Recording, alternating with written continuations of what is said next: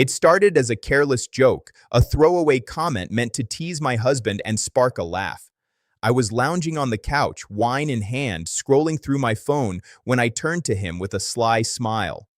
"Honestly," I said, barely hiding my smirk, "even your best friend has, like, 10 times bigger than you." At first, I expected him to roll his eyes, maybe chuckle nervously. Instead, he froze.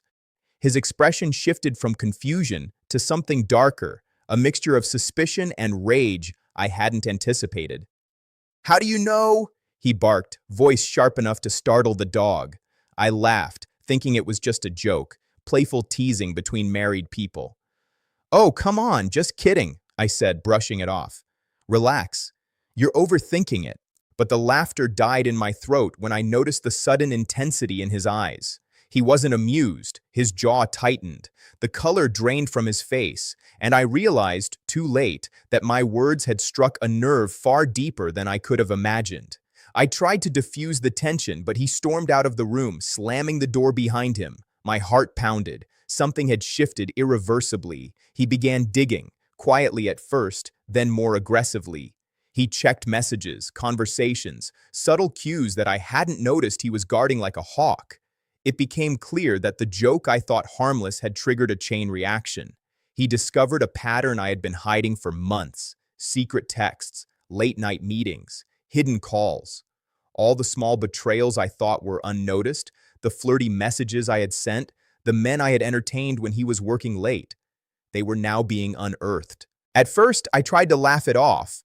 "It's just teasing," I told him when he confronted me later that evening. But he was calm in a way that was far more terrifying than rage. Calm meant he was planning, calculating, and that's when I realized this wasn't just anger. It was revenge. Over the next few days, he didn't yell. He didn't call me names. He acted methodically, systematically. He gathered proof. Screenshots of messages I had tried to delete, logs of calls, records of meetings I had lied about. Everything I had assumed was hidden was now fully exposed. When he finally confronted me, it was in front of friends at a dinner gathering.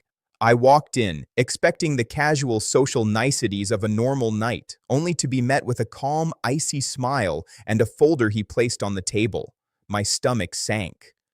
"Read," he said softly. I opened it, and my world collapsed in slow motion. Every lie, every secret flirtation, every attempt to deceive had been meticulously documented. The messages I thought were private, the men I had secretly met, they were all laid bare. The evidence was undeniable. The room went silent. I could see the shock on everyone's faces. Friends I had considered allies glanced at me in disbelief, whispering to each other.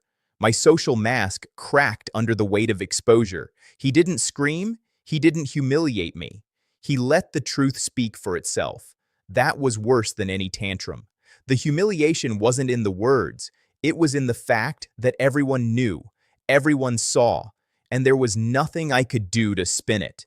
Divorce proceedings followed swiftly. Custody arrangements for our child were meticulously planned.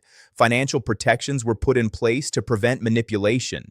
Every legal document was prepared to ensure that my betrayal could no longer affect his life. Months later, he rebuilt his life quietly, carefully, and with a dignity I had never anticipated.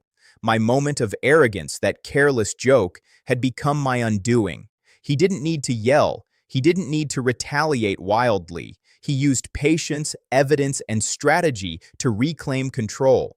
I realized bitterly that revenge doesn't always roar. Sometimes it waits silently, calculated, and inevitable. My joke, meant as harmless teasing, had exposed my recklessness, but it also revealed his strength, his precision, and his ability to turn betrayal into absolute accountability. In the end, he walked away with his dignity intact, his family protected, and his life reclaimed. I was left to confront the consequences of my actions: exposure, loss, and the bitter taste of a game I thought I controlled but had lost entirely. He never shouted, he never begged, he didn't need to. The evidence, the strategy, and the quiet precision of his revenge said everything. And in that silence, I realized the cost of underestimating someone you've betrayed, and the truth that some men don't need anger to destroy you. They need patience, calculation, and unwavering resolve.